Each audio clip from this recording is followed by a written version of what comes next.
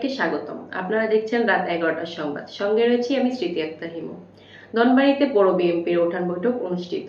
বিস্তারিত জানাচ্ছিলেন টাঙ্গাইল প্রতিনিধি। টাঙ্গাইলের ধনবাড়ী পৌরসভার 1 নং ওয়ার্ড বিলাসপুর গ্রামে পৌর বিএনপির উদ্যোগে এক উঠান বৈঠক অনুষ্ঠিত হয়েছে। গতকাল শুক্রবার সন্ধ্যা 7টায় শুরু হওয়া এই বৈঠকে উপস্থিত ছিলেন উপজেলার বিএনপির সভাপতি, সাধারণ সম্পাদক সহ কৃষক দল, শ্রমিক দল, যুবদল ও ছাত্রদলের নেতাকর্মীরা। বক্তারা বলেন, ধনবাড়ী মধুপুর 1 আসনে আলহাজ ফকির মাহবুব আনাম স্বপনকে এমপি হিসেবে দেখতে চান এলাকার জনগণ। বৈঠকে মহিলা দলের নেত্রীরাও অংশগ্রহণ করেন এবং সকলের কণ্ঠে একটাই স্লোগান, স্বপন ফকির জিন্দাবাদ, তাকে বিজয়ী করতে হবে। স্বপন ফকির যে ভোট পেয়েছিল, আমরা যদি সেই দুইজনের ভোট একত্রিত করি, তারপরে দেখা গেছে যে সেই নৌকার বিজয়ী ডক্টর রাজ্জাক, যাকে ভোলা ডাকাত বলে, সেই ভোলা ডাকাত এমপি হয়েছিল। আমরা দুইজনের ভোট তার চেয়ে বেশি ছিলাম।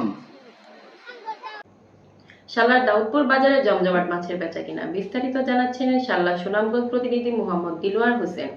সুনামগঞ্জের শাল্লা উপজেলার আটগাঁও ইউনিয়নের দাউদপুর বাজারটি মাছের জন্য ব্যাপকভাবে পরিচিত। স্থানীয় জেলেরা সারা বছর ধরে এখানে বিভিন্ন প্রজাতির ছোট বড় মাছ বিক্রি করেন। এসব মাছ স্থানীয় ক্রেতাদের পাশাপাশি দেশের বিভিন্ন শহরেও রপ্তানি করা হয়।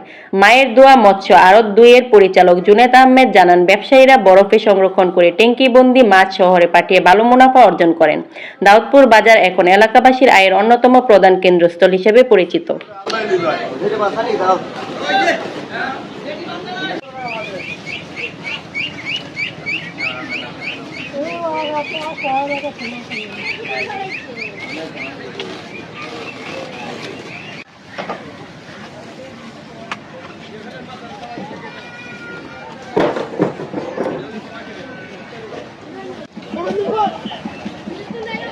ঈশ্বরদীতে প্রতিবন্ধী সংগঠনের সভা অনুষ্ঠিত। বিস্তারিত জানাচ্ছেন পাবনা জেলা প্রতিনিধি।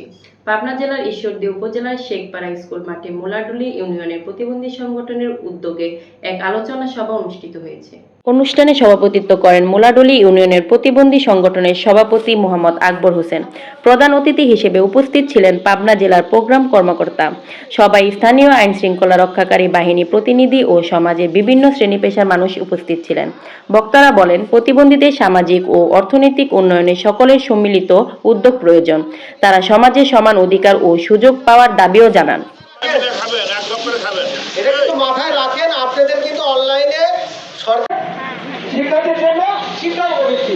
এই কাজটা আমি মনে করি আপনাদের শিক্ষিরা আজকে যে আগ্রহ হয়েছে, আগ্রহের মাধ্যমে কেউ না বলে আগ্রহের মাধ্যমে করবেন। আগ্রহ যদি কোনো কিছু বুঝতে অসুবিধা হয়, তাহলে আগ্রহ আমাকে বলবেন, আমি আপনাদের সাথে কাজ করবো, ঠিক আছে?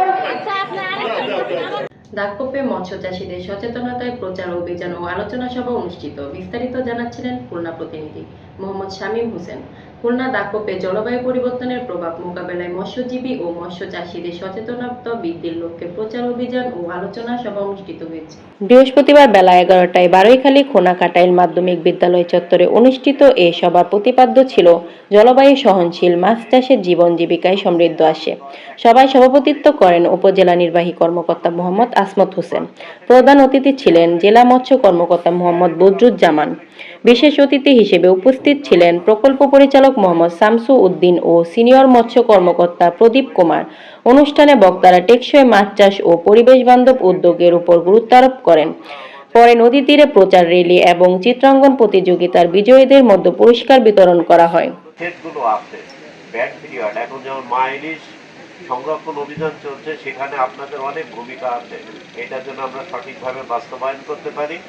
এরপরে আছে 58 দিনের ব্যান পিরিয়ড, সমুদ্রে মাছ ধরা থেকে। আপনাদের ভিতরে যদি কেউ মৎস্যজীবী থাকেন, একটা ভালো জায়গায় নিয়ে যেতে পারবো, যার মধ্য দিয়ে আমি যেটা বলেছি, আমাদের কাঙ্ক্ষিত সেই সফলতা অর্জিত হবে। এবং যে বৃহৎ যে জমি জমা যেটি আছে, হয়তো আমার পানির ডেপথ কম থাকছে, এটিও একটি চ্যালেঞ্জ। নানাবিধ চ্যালেঞ্জ আছে, শুধু পানির ডেপথ শুধু বিষয় নয়।